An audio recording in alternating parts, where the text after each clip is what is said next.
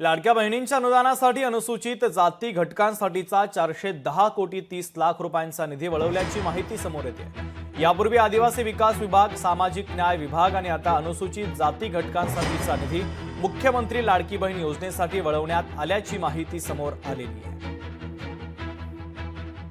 दरम्यान मुख्यमंत्र्यांचा निर्णय असल्याचं अजित पवारांनी म्हटलं, तर मंत्री संजय शिरसाट यांनी यावर बोलणं मात्र टाळलेलं आहे।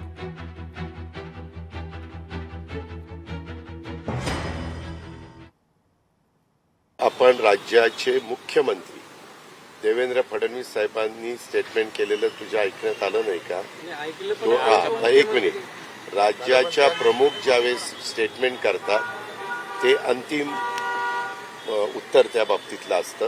यंदाच्या अर्थसंकल्पात मी तुम्हाला आकडेवारीनं सिद्ध करून देईन की गेल्या वर्षी माझ्या सामाजिक न्याय विभागाला आणि आमच्या आदिवासी विकास विभागाला जो काही निधी दिलेला होता त्याच्यात 39 ते 41% आपण वाढ केली आणि अधिकचा निधी तिथं दिलेला आहे।